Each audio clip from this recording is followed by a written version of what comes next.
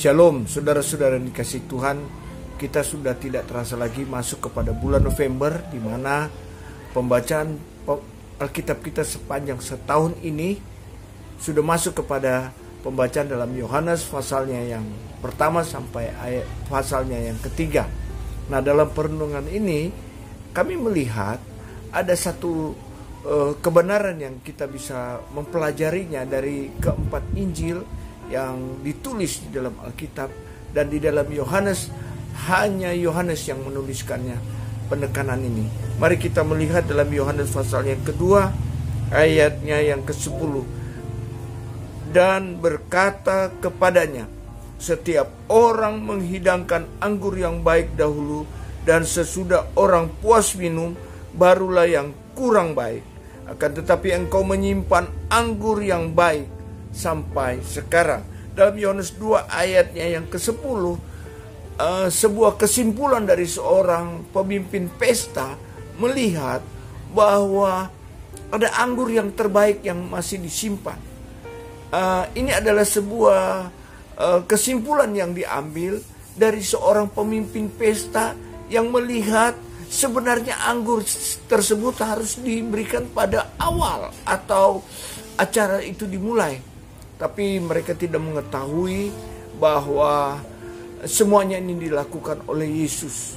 Karena Yesus menghormati, menghargai, memberikan sebuah penghargaan yang sangat-sangat tinggi di dalam pernikahan. Itulah sebabnya saudara, mujizat pertama yang Tuhan Yesus kerjakan adalah di pernikahan di Kana. Mengapa? Itu ada penekanan yang dilakukan oleh Rasul Yohanes.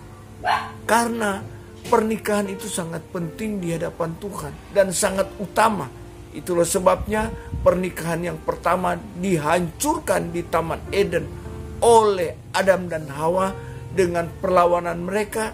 Tetapi pernikahan yang pertama yang dilakukan di Kana oleh Yesus dengan mujizatnya, Dia ingin mengubahnya menjadi baik.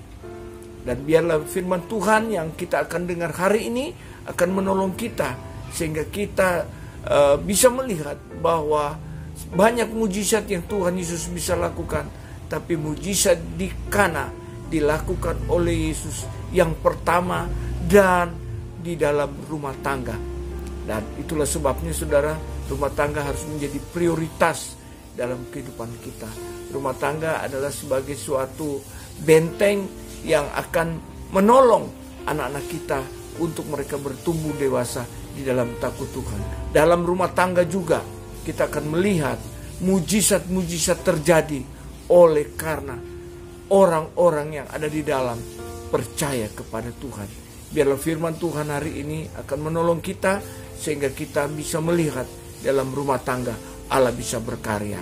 Tuhan memberkati firman-Nya. Biarlah pembacaan ini akan menjadi berkat buat kita sekalian. Kami akan berdoa dan mengucap syukur. Amin.